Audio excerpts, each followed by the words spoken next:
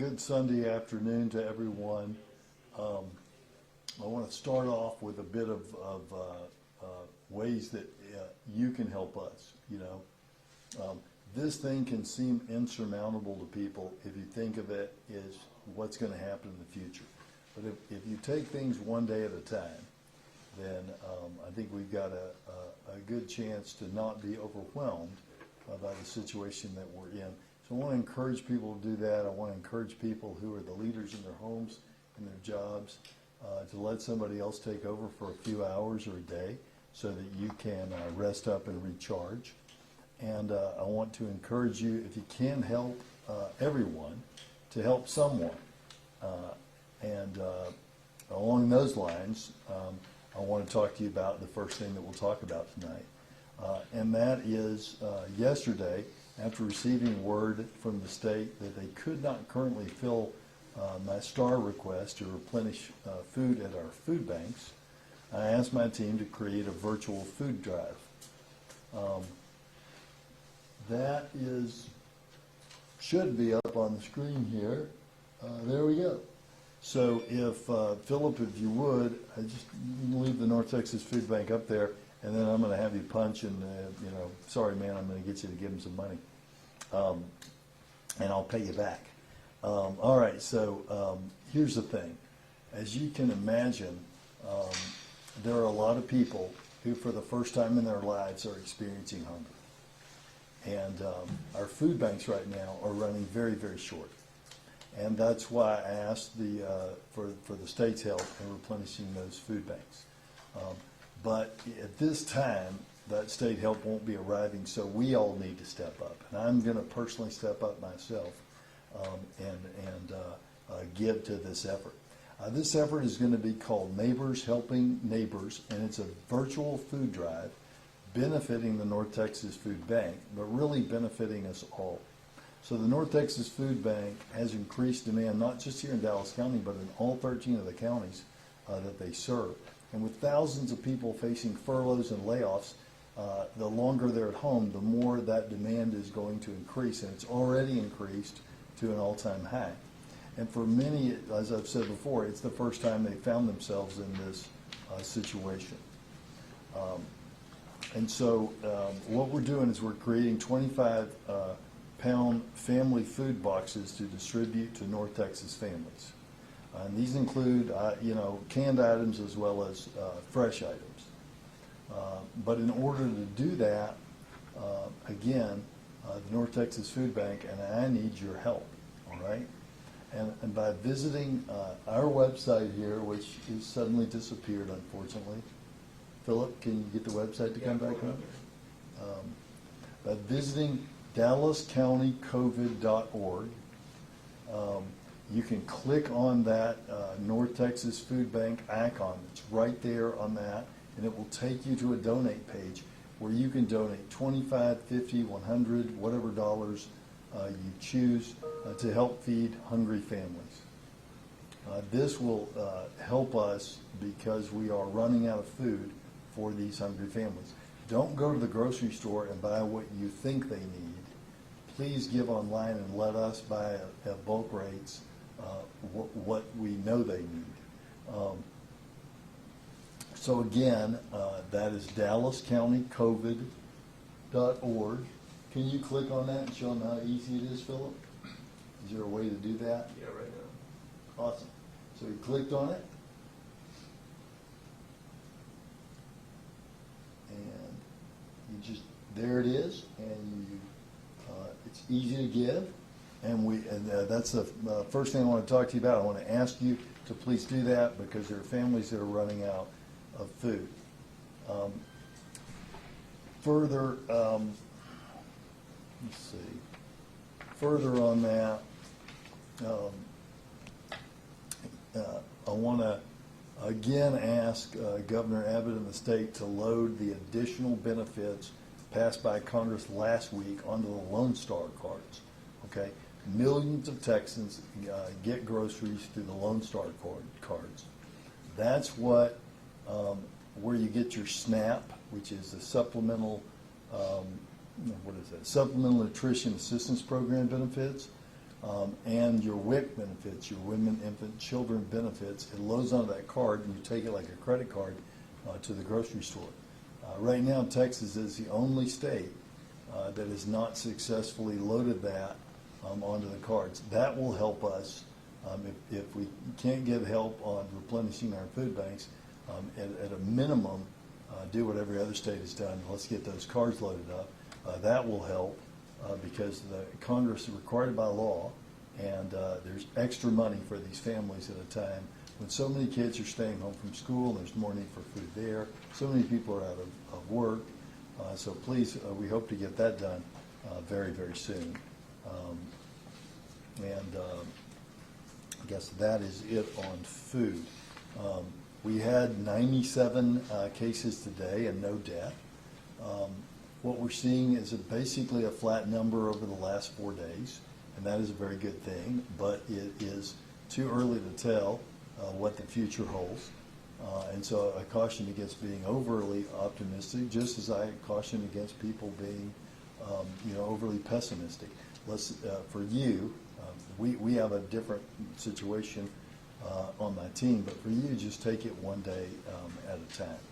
And with that, I want to turn it over to Dr. Phil Wong. We do have some concerning things happening in congregate setting homes. We now have an outbreak in a psychiatric hospital. We have new nursing homes that have outbreaks, and the nursing homes that we had, they unfortunately have grown. The outbreaks there have grown. So I'm going to let Phil deal with that, and I know I'll deal with one other thing after Phil about some crazy letter that we got. So Phil. Thank you, Judge. For our update today, we're reporting new 97 cases of coronavirus COVID-19, bringing our total case count in Dallas County now to 1,112. There are no additional deaths reported today. In the jail setting, we still have 24 cases, including 22 inmates and 2 detention officers. As the judge mentioned, we have been reporting long-term care facilities. Monticello West have a total of 4 persons associated with Monticello West. Skyline Nursing Facility, a total of 30 persons associated there. Edgemere Luxury Living, a total of 10 persons there. And I forgot to mention, at Monticello West, we have had 1 death there.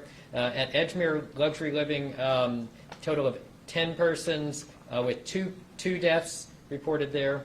The Reserve at Richardson, we have 7 persons reported there. Westridge Nursing Home, 1 person. Brentwood Place 1 have 17 persons reported there. St. Joseph Village, 1 person. And Villages of Dallas, we have 1 person. And as the judge mentioned also, the inpatient psychiatric care facility Green Oaks is another place where there have been some patients and staff. I think a total of 7 identified at that location. One other thing, the CDC has, with the new information, and we've said all along that the situation evolves and changes every day, and new information is learned about this. As it became more evident that there's a significant portion of persons with coronavirus that don't have symptoms, and those that develop symptoms even before they develop the symptoms, that there's transmission of the virus before showing of those symptoms. And so that also transmission can occur between people who are interacting in close proximity, just through talking sometimes, as well as coughing.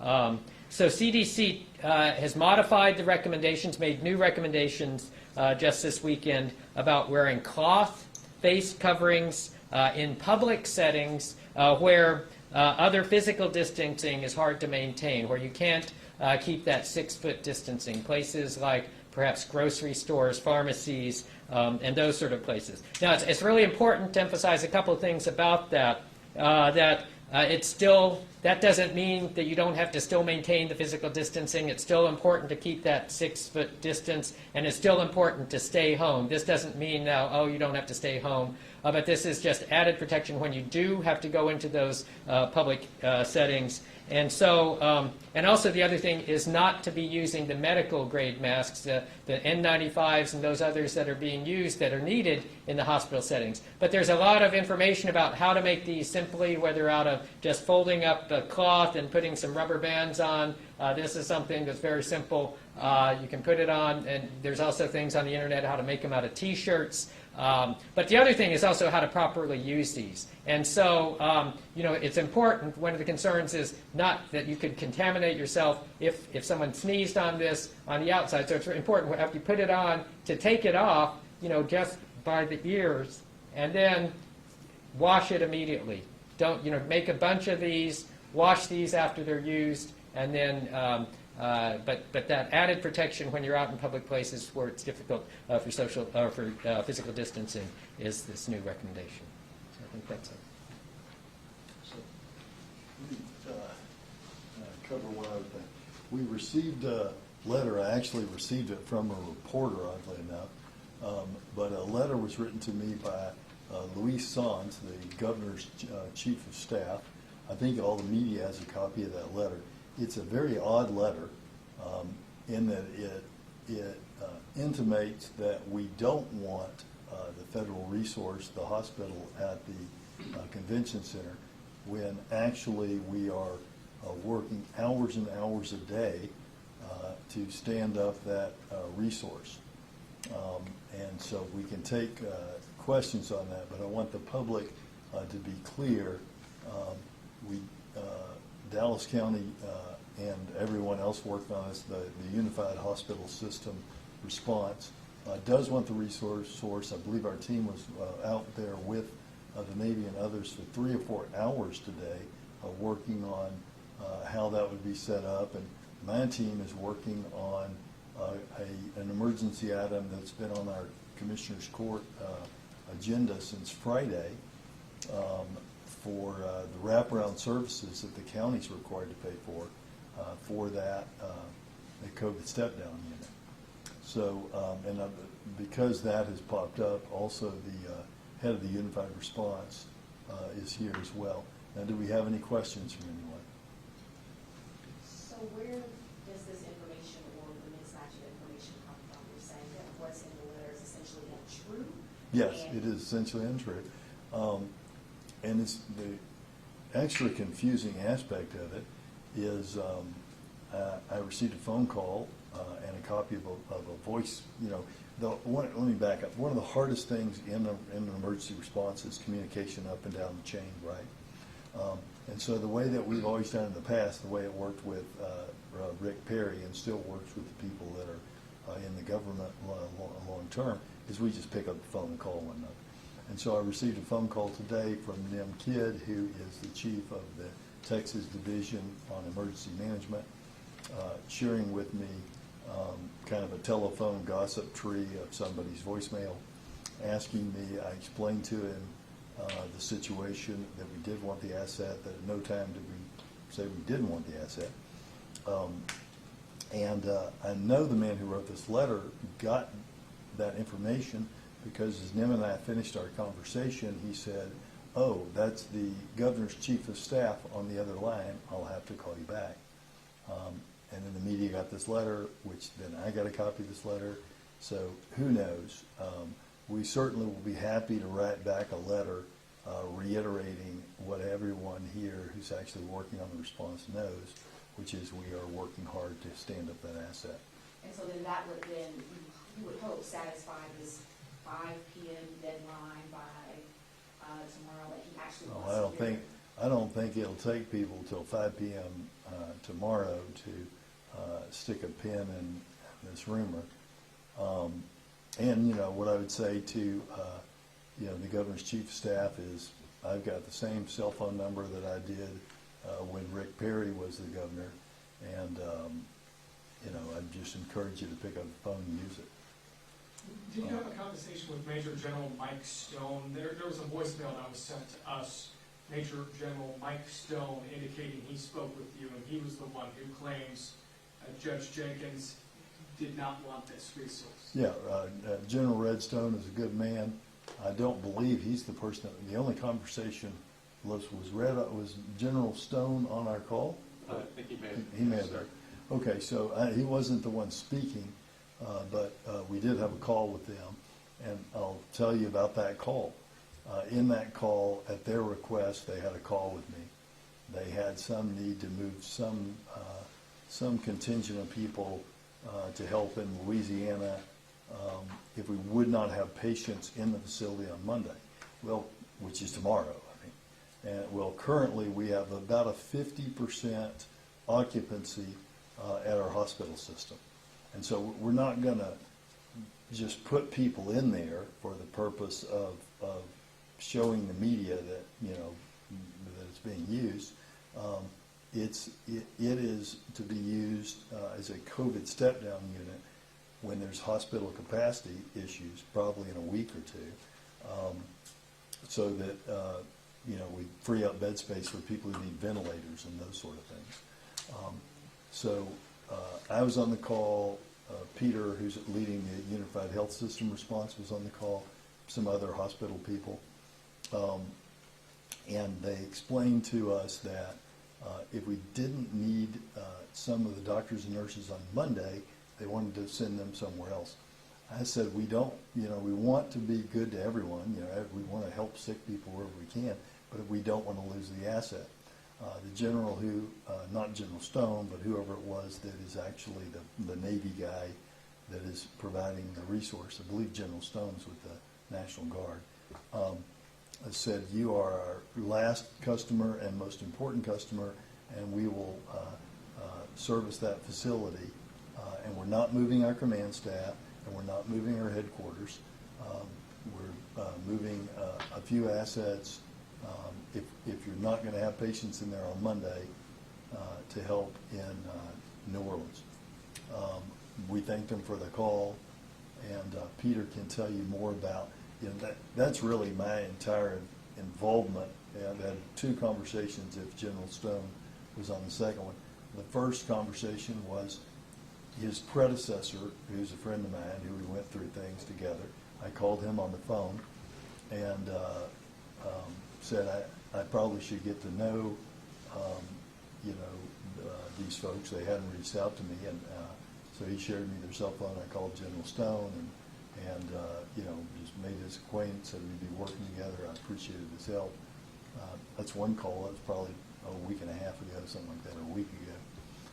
And then if he's on this call, this about 10-minute call that took place, where at no time did we tell them, take the assets from Dallas and don't have them here when we need them.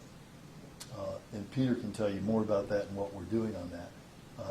You want to do that now? Well, so essentially, this was potentially now just a public miscommunication where you said we just don't need them tomorrow. We may need them in a week or two at the convention center, but right now, with the hospital capacity where it is, we don't need the convention center just yet, but we want that resource.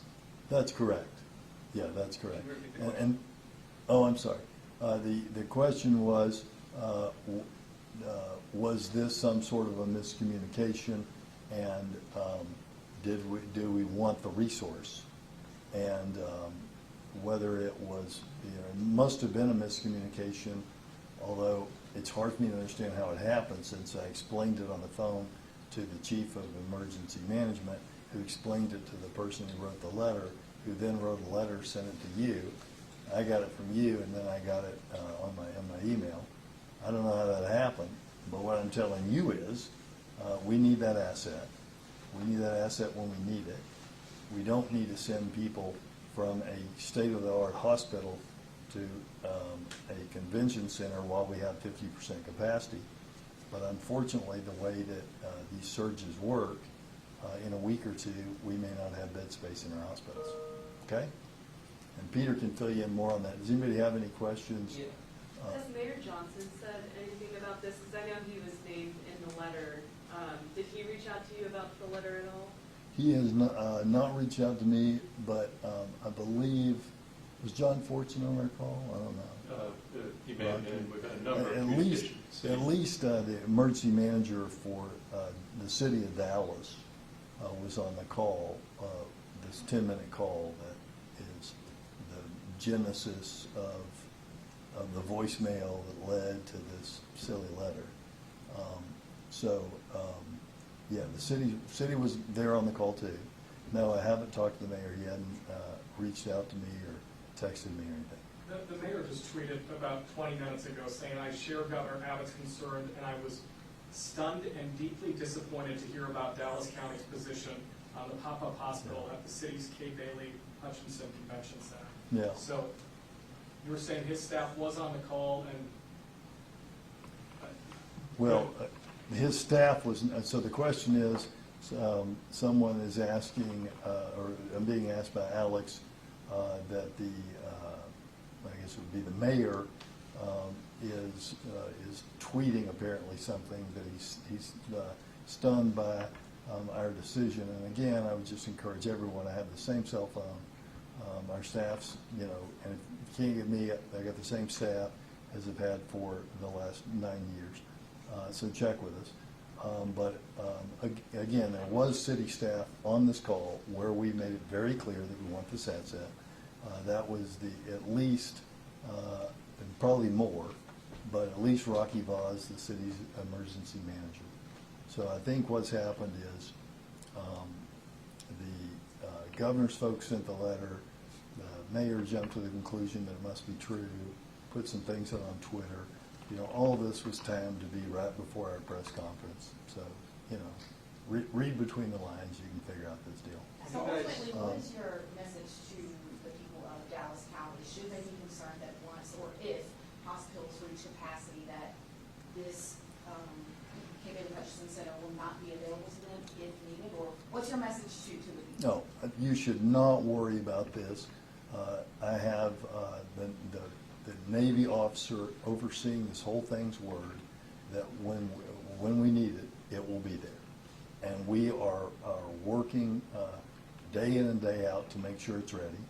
And I'm taking a request in front of the Commissioner's Court to fund the wraparound services that Navy hospital, that federally supported facility will need. Okay, so you shouldn't worry about that at all. Have you guys tried to test everybody at these assisted care facilities? Is it something that's going to become a priority to test those people before others? Sure. So the question is about testing at assisted care facilities and long-term care facilities. Currently, anyone can get a test through their medical provider, but those tests can take 10 days or something to get an answer back. And I shouldn't say anyone. Anyone can request one, but not everyone's having luck getting them. What we're doing is, if you're in a long-term care facility and you're asymptomatic and you're not right in that zone of where we need to test you for a public health reason, right around the patient that got sick first, then we're not using our fast turnaround one-day test, of which we are having to basically create here at the county, and which we only have a few dozen of a day. However, if you have a loved one in the nursing home or the psychiatric hospital, and you have a mechanism by which you could take them home, then we will use one of those precious tests that we only have a few dozen of to clear them so they can go back to your home. And because those tests are not 100% accurate, if you take them back to your home, then you would be quarantined for the 2 weeks as if they were a positive, because of everybody in a nursing home has what we call significant contact. Does that help? Does that answer that? Okay. Any other questions before we wrap it up? Could we just get an update on the hospital bed space that's available as of today? Who knows that? You know that? Let me comment on that. Before I comment on that as well, too, if I can just wrap up this issue that the judge mentioned about the federal medical station. So it is a joint effort. It's a joint effort with the federal government, the state of Texas, Dallas County, City of Dallas, and many other players. I actually spent several hours there today and during this week as well too. The first phase of this was actually getting the materials unpacked, getting it set up, which it has been. It's 240 beds. We were meeting today with representatives from Department of Health and Human Services, from FEMA, from the state of Texas. As the judge mentioned, the Navy contingent of medical personnel who have been sent to assist in this, individuals from the Army to assist with this. So it's a whole team effort, and we're all moving forward together on this. So the confusion on this is unfortunate because we are all moving together. The county is committed to having this as a resource, and as the judge said, this is a resource that will be utilized when it is necessary. The idea is that this is going to be a step-down unit after individuals can be discharged from a hospital, but they, for some reason, cannot go back to their home, or may not be able to go back to the facility where they were prior to being in the hospital. That's the use of that facility.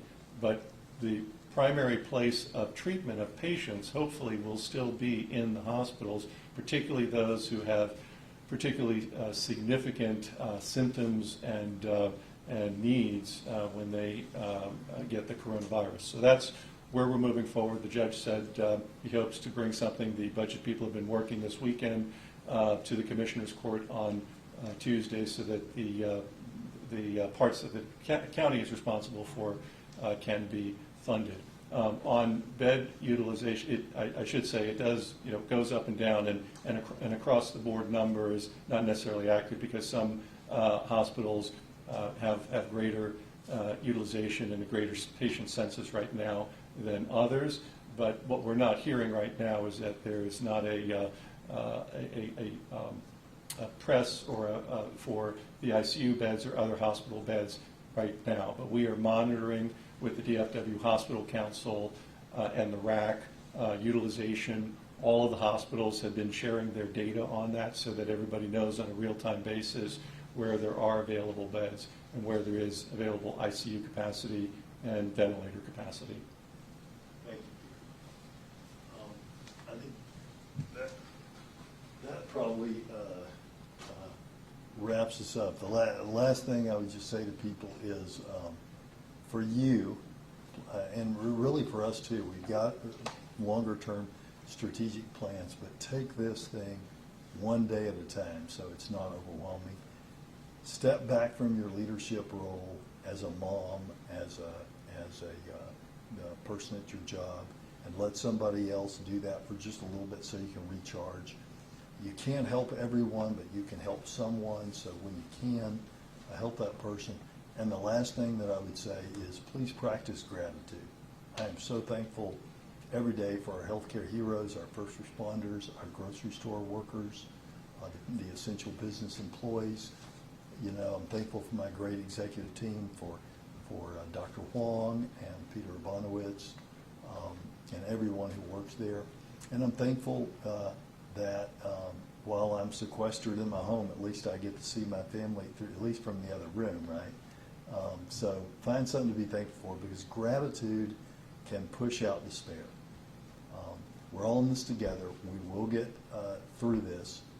And, I thank you, and please consider giving to the need at Neighbor versus Neighbor, our virtual food bank benefiting the North Texas Food Bank. Good night, and God bless y'all. That's